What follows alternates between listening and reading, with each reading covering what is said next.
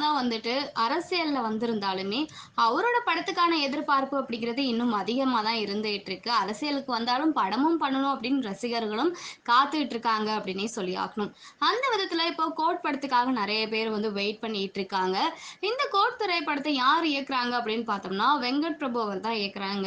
முதல் முறையா தளபதி விஜய் அண்ட் வெங்கட் பிரபு இணைஞ்சிருக்கிறதால, இந்த படத்துக்கான எதிர்பார்ப்பு அப்படிங்கிறது எக்கச்சக்கமா இருக்கு அப்படின்னே சொல்லி ஆகணும். ஏன்னா, ஒரு பக்கம் வந்து தல அஜித்த வச்சு மங்காத்தா அப்படிங்கிற ஒரு பயங்கரமான ஹிட் குடுத்த வெங்கட் பிரபு, இப்ப தளபதிய வச்சு இந்த மாதிரியான ஒரு படம் எடுக்குறாரு அப்படின்னா, இதுல நெறைய விசேஷமான விஷயம் இருக்கும் அப்படிங்கிறது எல்லாருக்குமே தெரிஞ்ச விஷயம். அந்த விதத்துல இந்த படத்துல இன்னும் சுவாரஸ்யமா சொல்லப்போனா, தளபதி விஜய் கூட இணைஞ்சு வந்து பிரசாந்த், பிரபுதேவா, லைலா, சினேகா, மோகன், ஜெயராம்னு சொல்லிட்டு ஏகப்பட்ட நடிகர்கள் வந்து இந்த படத்துல வந்து நடிச்சிட்டு இருக்காங்க.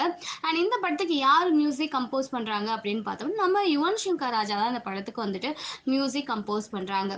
இந்த படத்தோட முதல் பாடல் பார்த்தீங்கன்னா, கொஞ்ச நாளைக்கு முன்னாடி தான் வந்துட்டு ரிலீஸ் ஆயிருந்துச்சு. அது மக்கள் மத்தியில ஒரு நல்ல ஒரு ரெஸ்பான்ஸ் பெற்றிருந்துச்சு அப்படின்னே சொல்லி ஆகணும்.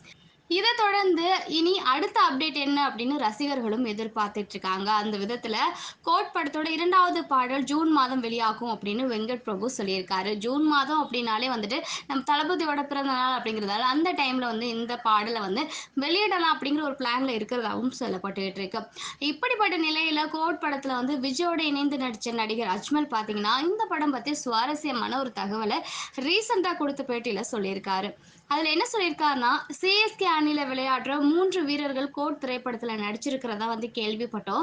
அது உண்மையா? அப்படின்னு அவர்கிட்ட வந்துட்டு கேள்வி கேட்டிருக்காங்க.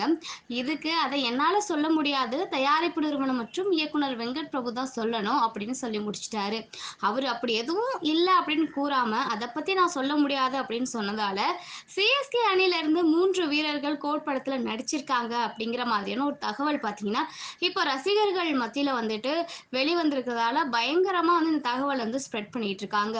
பொறுத்திருந்து தான் நம்ம பார்க்கணும். இது பத்தி தயாரிப்பு தரப்புல இருந்து ஏதாவது அறிவிப்பு வெளிவந்திருக்கா அப்படின்னு சொல்லிட்டு.